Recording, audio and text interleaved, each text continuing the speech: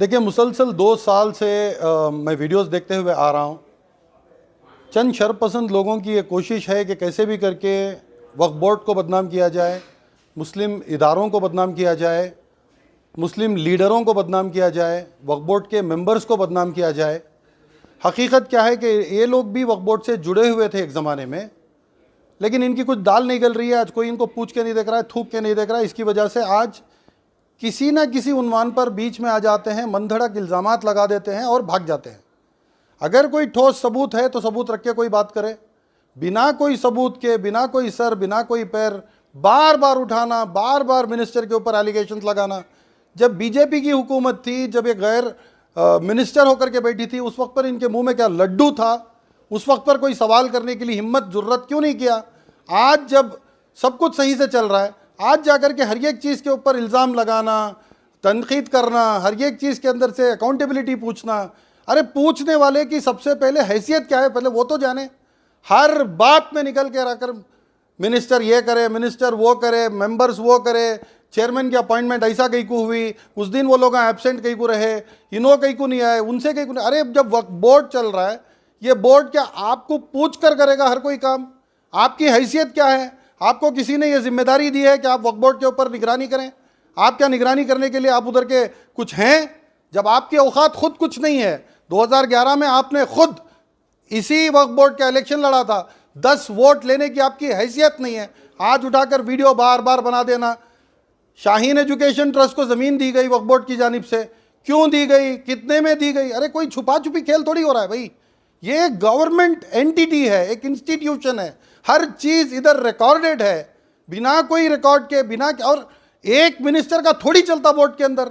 Board पर chairman भी होता है, बोर्ड के अंदर मेंबर्स होते हैं, सब लोग मीटिंग करते हैं, कोरम होता है। अगर कोई अक्सरियत में कोई डिसीजन नहीं हो सकता है तो वो डिसीजन को होल्ड किया जाता है। ये सब कुछ रूल्स मालूम होने के बावजूद खामखा मनधड़क बेबुनियाद बातें, इल्ज़ामात, इन चीज़ों के ऊपर वजाहत के लिए, उनसे सवाल करने के लिए बार बार ये जैसे मोदी के औलाद की तरह बर्ताव कर रहे हैं। इन्हीं लोगों की वजह से आज वक्फ बोर्ड के ऊपर इतनी बड़ी परेशानी आकर के है। ऐसे ही लोग हैं, हमारे ही आस्तीन के सांप हैं, इन्हीं की वजह से आज वक्फ बोर्ड के ऊपर इतनी बड़ी परेशानी आई है, इतने सारे सवालात खड़े हुए हैं। मैं सिर्फ इतना पूछना चाह रहा हूँ, तुम लोगों को मिल रहेगा क्या? क्या मिलेगा आप लोगों को सब कुछ करने से? हज़ारों के प्रॉपर्टीज़ हैं, वो चित्रदुर्गा की प्रॉपर्टी पकड़ के चेयरमैन को बदनाम करने की कोशिश करे। अब तो चेयरमैन का इंतखाब हो गया, अब मिनिस्टर के ऊपर आ गए। अब मिनिस्टर के ऊपर वो कैसे हुआ, ये कैसे हुआ? अरे कोई चीज़ आपके सामने है, सबूत तो सामने आओ, लेकर क्या के रखो। मुझे कुछ लोगों ने बोला, मैंने लोगों से सुना, ये सुनी सुनाई बातों पर वीडियो कॉन्फ्रेंस करके आज तक का इतना करप्ट मिनिस्टर मैंने नहीं देखा। अरे आप होते कौन हैं? आपकी औकात क्या है? अवाम के सामने अगर कच्चा चिट्ठा खोल करके रखूं तो मस्जिद के अंदर आने से आपको रोक लिया जाएगा, चप्पल से मार के मस्जिद के बाहर भगाएंगे। जब आप वीपी सिंह के एक पॉलिटिकल सेक्रेटरी थे, उस वक्त पर आपने मिल्लत के लिए, कौम के लिए क्या क्या किया? लिस्ट बना करके, वीडियो बनाकर बोलिए। है आपके पास कोई चीज़ जो आपने मिल्लत के लिए क्या हो? अरे कौन पहचानता है आपको? आपका नाम कौन पहचानता है? मैं तो मीडिया के सामने बैठा हूं, इन लोगों के सामने बोल रहा हूं, तो लोग मुझसे पूछ रहे हैं भाई अशरफ कौन है? नाम तो अशरफ है, काम तो पूरे शैतानियत के, हैवानियत के हैं। आपके घर में चोरी हुई, 70 लाख रुपये चोरी हो गई, आपने जाकर के आपकी अहलिया कंप्लेंट लिखवा दी। आप वो कंप्लेंट वापस क्यों लिए? क्योंकि आपके पास हिसाब किताब नहीं था। अगर हिसाब किताब होता, प्रॉपर इनकम टैक्स बंदे होते, ये तो उस वक्त की बात कर रहा हूं जब मैं चड्डी पहन के घूम रहा था, मेरी छोटी उम्र थी, जब मैं पैदा भी नहीं हुआ था। आप पॉलिटिकल सेक्रेटरी थे, बड़ी उम्र के हैं, आपकी इज्जत करते हैं, कदर करते हैं, वो रख करके चलिए। कौम की मदद करना, खिदमत करना, ये तो हर मुसलमान का काम है, करते जाइए। ज़मीर अहमद खान साहब आपने क्या किया, क्यों किया, कैसे किया? ज़मीर अहमद खान क्या क्या किए हैं ये तो सारी आवाम जानती है। चामराजपेट ईदगाह, खुदा की कसम खा करके बोलता हूँ, अगर ज़मीर अहमद खान नहीं होते तो वो ईदगाह आज हमारा ईदगाह नहीं होता था। मैं कसम खा करके कह रहा हूँ, रमज़ान का महीना, इस मुबारक मुक़द्दस रात, अल्लाह की कसम खा करके कहता हूँ, डीजे हल्ली, केजे हल्ली राइट्स के लिए जितने आंसू उन्होंने बहाए, जो लॉयर्स के लिए उन्होंने पैसा दिया, श्योरिटी अरेंज की, कौन कर दिया? दूसरा लीडर बताओ। ज़मीर अहमद खान के ऊपर इल्ज़ाम, इतना करप्ट मिनिस्टर आज तक नहीं देखे। आपने क्या क्या किया? खोल खोल कर रखूं। 2 साल से मैं देखता हुआ आ रहा हूं, सिर्फ मनधड़क बातों पर वीडियो बनाना, मनधड़क बातें करना, मनधड़क इल्ज़ामात लगाना, ये सब नहीं चलेगा। वो गालिब के ज़माने में था, हमें तो अपनों ने लूटा गैरों में कहाँ दम था। आज वो सब कुछ नहीं है। ईद के फौरन बाद मैं आपको वार्निंग दे रहा हूँ, मुतालबा होगा आपका और हमारा, जो भी इल्ज़ामात आप लगाए हैं उसकी वजाहत होगी। अगर वजाहत नहीं किए तो उसके बाद आपने कहा कि मिनिस्टर का क्या हशर होगा, ज़मीर अहमद खान का क्या हशर होगा, ये बातों को साइड में रखिए। आपके साथ क्या हशर होगा, आवाम क्या करेगी, आपके मुंह पे कालिक थोपने का काम खुदा की कसम में करूंगा। आप ला करके सबूत दीजिए सामने, मिनिस्टर साहब के बारे में, प्रीवियस चेयरमैन के बारे में। अरे हजारों वक्त के प्रॉपर्टीज लिटिगेशन में हैं, जाइए जाकर के सुलझाइए।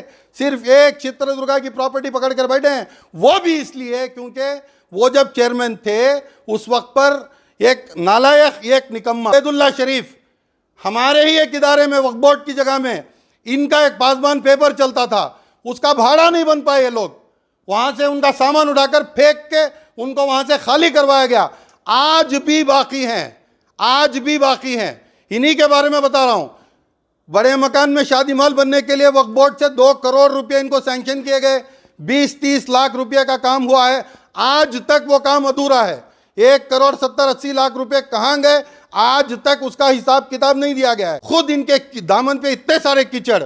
एक और है सीरियल नंबर 3161 KSBA/MSC/61/BNU/1819 2019 की वक्फ की एक रिपोर्ट है ये, जिसके अंदर 2019 का वक्फ बोर्ड का सर्कुलर है। Irregularities and negligencies in Karnataka state board of Auqaf, president of 2 Waqf institutions mister Mohammed Ubaidullah Sharif. जो इर्रेगुलरिटीज नेग्लिजेंसेस आपके ऊपर इल्जामात हैं, वो इल्जामात को आप साबित करिए आकर के सामने कि मैंने कुछ नहीं किया, मैं साफ हूँ, शफाफ हूँ। हजरत मानिक शाह, हजरत सौते शाह दरबार के एवेन्यू रोड में जो दरबार है उसके आप प्रेसिडेंट रहे, 3 साल तक आपको एक्सटेंशन दिया गया, उसके बाद भी आप रहना चाहे, ट्रिब्यूनल का फैसला था आपको निकाल दिया जाए, उसको ले जाकर आप हाईकोर्ट तक ले जाकर के चैलेंज करें। अरे बोर्ड को बदनाम करने में पहले दिन से आप ही लोगों की साजिश है, मैं बता रहा हूं। और बहुत सारी चीजें हैं। धर्म सिंह जब चीफ मिनिस्टर थे, ये सैयद अशरफ के नॉमिनीज को 2 BDA के साइट दिए गए, फिर वही नॉमिनीज जाकर के इनके खिलाफ कंप्लेंट दिए कि वो साइट हमने मिलेच नहीं, इन्हों रख लिए। ये सब बातें वाजे करो आप आकर के पब्लिक के सामने, खामखा झूठे इल्जामात। अब तो आप वक्फ बोर्ड से हट करके हज कमेटी पर बात करने वाले हो गए। अरे हज कमेटी एक पाक साफ इदारा है जहाँ पर सिर्फ अल्लाह की, मतलब वो जो पिलग्रिम्स यहाँ से जाते हैं हुज्जाज इकराम, उनकी खिदमत होती है। वहाँ पर झूठे इल्ज़ामात लगाकर कोर्ट ने क्लीन चिट दे दी, तो आप कोर्ट के बाप हैं, आप सवाल करने की औकात कैसे रखते हैं? आप हैं कौन? पब्लिक के सामने आए। ये आखिरी बार मैं बोल रहा हूँ, खुदा की कसम खा करके बोल रहा हूँ, ये मैं अकेला बैठ करके प्रेस कॉन्फ्रेंस कर रहा हूँ।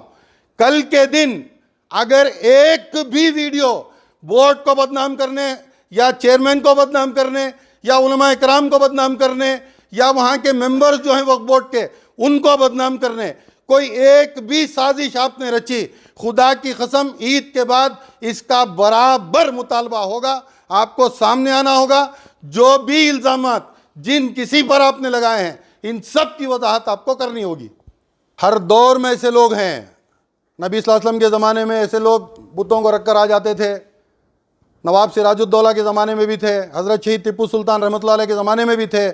ऐसे लोगों की वजह से मिल्लत की शिकस्त, मिल्लत की हलाकत, ये सब ऐसे ही लोगों की वजह से होता है। एक बात आपके सामने खुल करके रखना चाहता हूँ, जो शख्स उबैदुल्ला शरीफ आज बैठ करके सवाल कर रहा है, ये वाहिद ऐसा KMDC का चेयरमैन रहा है जो सिटिंग चेयरमैन को पुलिस आकर के अरेस्ट करके ले जाती है करप्शन चार्जेस पर। और करप्शन चार्जेस किसने लगाए? एक ऑटो ड्राइवर लगाता है। ऑटो सैंक्शन करने के लिए जो पैसे वक्फ बोर्ड, इससे KMDC से, माइनॉरिटी डेवलपमेंट कॉरपोरेशन से जो पैसे दिए जाते हैं, उसके अंदर से रिश्वत लेने के लिए जो पैसे मार के लोग खाए थे, ये उबैदुल्ला शरीफ खाए थे। उसकी वजह से लोकायुक्ता ने इनको, सिटिंग चेयरमैन को अरेस्ट करके लेकर के गई थी। ये आकर के आज सवाल कर रहे हैं कि मिनिस्टर साहब ने क्या किया, मिनिस्टर साहब ऐसा क्यों कर रहे हैं, पहले मिल्लत के जो मसले हैं उसको आप सुलझाइए, आप ऐसा नहीं ऐसा करिए, इनका अपॉइंटमेंट ऐसे क्यों करवाए। अरे जो भी आप सवाल कर रहे हैं, जवाब दे रहे हैं, आप अपनी हैसियत बताइए, क्या हैसियत में सवाल कर रहे हैं? सवाल करने का हक अगर सभी को है, अगर आप सवाल कर रहे हैं कांग्रेस की हुकूमत आने के बाद मुसलमानों को क्या की क्या नहीं की, तो पहले जो आस्तीन का सांप बाजू आपके बैठा है वीडियो में, उनको बोलिए कि केपीसीसी के पोजीशन से आप इस्तीफा दें पहले। उबैदुल्ला शरीफ जो करप्ट केएमडीसी का चेयरमैन लोकायुक्ता जिसको अरेस्ट की थी, वो उबैदुल्ला शरीफ को बोलिए कि केपीसीसी का जो पोजीशन आज भी उनका है वो पोजीशन से इस्तीफा दें। मैं बदजबानी कभी नहीं करता, बदकलामी कभी नहीं करता, लेकिन मुसलसल 2 साल से इनके पीछे लगा हूं। ये लोग बार बार जो वीडियोस बनाते हैं, अरे ताहा एजुकेशन ट्रस्ट को ज़मीन दी गई तो क्यों दी गई, शाहीन एजुकेशन ट्रस्ट को ज़मीन दी गई तो क्यों दी गई। शाहीन एजुकेशन ट्रस्ट जितना आज मुसलमान बच्चों के लिए कर रहा है, उसका 1% आप करके दिखाइए। किसी एक बच्चे की फीस तो भरिए, किसी एक बच्चे की जिम्मेदारी तो उठाइए, फिर आकर के सवाल करिए। चित्रदुर्गा हम लोग गए थे, वहाँ आधा एकड़ भी ज़मीन नहीं है, वहाँ की कमेटी खड़ के बोल रही है कि भाई देखो यही ज़मीन है। वीडियो करके अपने जी सलाम वाले दिखाए हैं सब कुछ कि यहाँ पर वो जगह है, बीच में जो है वो कॉलेज जो ये बंधा गया है उसके अलग रिकॉर्ड्स हैं, उसके डॉक्यूमेंट्स पूरे हैं। इतने सालों से 85 से लेकर 25 तक कितने साल गुजर गए, 40 साल से आज उठ करके आप सवाल जवाब कर रहे हैं। जब बीजेपी की हुकूमत थी आप क्या लड्डू खा रहे थे? क्यों नहीं पूछे आप लोग? अगर कुछ ऐसा है भी, अल्लाह ना करे, तो जाएं। आपको किसने रोका है? क्या चेयरमैन आपसे दूर है? क्या मिनिस्टर आपसे दूर है? जाइए, जाकर के बोर्ड में बैठिए, पूछिए ये मेरे पास डॉक्यूमेंट्स है, ये ऐसा हुआ है, इसकी वजाहत करिए। क्यों नहीं पूछ सकते आप? इसका मतलब क्या है? बार बार आप निकल कर आके वीडियो बनाते हैं। इसके पीछे कौन है? ये आपकी क्या साजिश है? ये आप क्यों कर रहे हैं? ये सब कुछ खुलकर आपका कच्चा चिट्टा ईद के बाद सबके सामने रखना चाहता हूं। इसके लिए मैं बोल रहा हूं कि ईद होने के बाद मैं तो ओपनली अवेलेबल हूं। आप दोनों को भी आना चाहिए, अक्रॉस द टेबल बैठ के इसका यही मीडिया के सामने मुतालबा होगा। आप जो भी इल्जामात लगाएं उसको आपको प्रूव करना होगा, वरना मुंह पे काली थोप करके वहां से उठाकर थूक के हकाल दूंगा, भेजूंगा। ये जुबान है मेरी। तो परसों प्रेस कॉन्फ्रेंस की गई थी, उसमें जो गुस्सा जाहिर किया गया है, नए चेयरमैन जो बने हैं वक्फ के, उसमें जो मेंबर एब्सेंट थे, नहीं आए थे, वो क्यों नहीं आए थे, ये उन्होंने सवाल किया है और बताया कि मिनिस्टर के अपॉइंट किए हुए ये मेंबर्स नहीं हैं, बल्कि बोर्ड की तरफ से अपॉइंट किए गए, तो ये गैर हाजिर क्यों हुए हैं? जो भी है, वो जो मेंबर बने हैं वो उनका फैसला है, अटेंड करना नहीं करना ये उनका इख्तियार है ना। आपका मेरा वोट तो नहीं चलेगा वक्फ बोर्ड में, उन्हीं को तो वोट देना था। उनकी पसंद का अगर चेयरमैन नहीं आ रहा तो वोट नहीं देते, बात सिंपल है। इसके लिए एब्सेंट हुए थे। अब इसके अंदर ये क्या कि मतलब इसी को चेयरमैन बनाना, उसी को चेयरमैन, भाई उनका इख्तियार है, उनका वोट है। लेकिन वो मीटिंग थी, तो मीटिंग में उनकी मर्जी है, उनकी मर्जी है, इसके ऊपर कोई सवाल। मिनिस्टर साहब खुद एब्सेंट थे, कौन सवाल कर सकता है? वो उनकी मर्जी है। ये इदारा जो है ना, ये मिनिस्टर के नीचे है। पहले उस मुकाम पर तो ये लोग पहुंचे हैं, उस मुकाम तो दूर की बात, वो बोर्ड की सीढ़ियों तक तो पहुंचे हैं। पहले कुछ मुकाम तो बनाए। पूछने वाले का किरदार क्या है, पूछने वाला कौन है, पूछने वाले की शख्सियत क्या है, पिछला इसने क्या किया है। भाई आप कौम के लिए, मिल्लत के लिए जब भी प्रॉब्लम्स आए, क्या आप सामने आकर के एक स्टेटमेंट दिए हैं कहीं पर? क्या आपने किसी लड़ाई लड़ी है? अब मैसूर के अंदर इतना बड़ा ये हुआ, आप गए थे मैसूर, मिले थे उन लोगों से? हमारा मंगलूर के अंदर 2 बच्चों का जो कत्ल हुआ, आप उनके घर जाकर के पैसे दिए थे, कुछ किए थे? लेकिन कौन किए थे, क्या किए थे, तो मैं खुलकर नहीं बोल सकता, क्योंकि देखिए मीडिया में जब बैठ करके हम लोग बोलते हैं ना, तो इन बातों को गैर भी सुनते हैं और इसका गलत फ़ायदा उठाते हैं। तो इसकी वजह से मैं खुल करके आपको नहीं बोल सकता। लेकिन अल्लाह को हाजिर नाजिर जानकर, अल्लाह की कसम खा करके कहता हूँ, मैंने जो गिनवाए आपसे, सबसे बड़ी बात बताता हूँ, वक्फ अमेंडमेंट बिल मोदी सरकार लेकर के आ रही है, 2 तारीख को प्रेजेंट होगी, वो पास होगी नहीं होगी अल्लाह के हवाले, जो भी होना है। बहरहाल कर्नाटक की हुकूमत ने एक रेजोल्यूशन पास करके ओपनली ये कहा है कि ये जो वक्फ अमेंडमेंट बिल है उसको हम इंप्लीमेंट नहीं करेंगे। अब ये इसके पीछे किसका हाथ है? अशरफ का, उबैदुल्ला शरीफ का? ये चीफ मिनिस्टर के साथ अपॉइंटमेंट लेना तो 10 दिन वेट करना, वही जगह पर मिनिस्टर साहब को सिर्फ एक फ़ोन कॉल की देरी है। कौन की है ये रेजोल्यूशन जो कर्नाटक की हुकूमत ली है? किसकी वजह से ली? अल्लाह ताला हमारे इन लीडर्स को, हारिस साहब हैं, रिजवान अरशद साहब हैं, हमारे रहीम साहब हैं, हमारे तनवीर सेठ साहब हैं, सबसे अव्वल पर नसीर साहब हैं, हमारे ज़मीर अहमद खान साहब हैं, ये सब लोग मिल कर के इनका एक डिसीजन है जो गवर्नमेंट के सामने रखते हैं कि भाई हमें ये चीज़ को इम्प्लीमेंट नहीं करना है। हमारे मसाजिद पर उंगली उठेगी, हमारे मदारिस पर उंगली उठेगी, हमारे ख़बरस्तानों पर उंगली उठेगी, बहुत सारी चीज़ें हैं। वक्फ बाय यूज़र एक चीज़ है, उसको ख़त्म कर दिया जा रहा है। तो ज़माने से 300 साल से अगर आप एक मस्जिद में नमाज पढ़ रहे हैं या एक जगह पर आप खबरें दफना रहे हैं, उन सब जगहों पर उंगली उठेगी। तो इसकी वजह से तो बोल रहे हैं कि भाई ऐसी बातें मत करो, जो भी डिसीजंस लेना है, जो आदमी एक मुकाम पर पहुंच गया उसकी इज्जत करो, कदर करो। अगर वो आदमी थोड़ा काहिल है, नहीं हो रहा उनसे काम, तो आप जा करके रिक्वेस्ट करो, ज़मीर भाई अपने फेसबुक अकाउंट में, अपने इंस्टा अकाउंट में जब इनसे जाकर के मिलते हैं तो अपलोड करते हैं, meet honourable KPCC member Ubaidullah Sharif. इतनी इज्जत जब दे रहे हैं तो इज्जत बर्दाश्त नहीं। जिनका खाते हैं उन्हीं का गाना। अब हर चीज़ में खुल करके तो बोल नहीं सकता।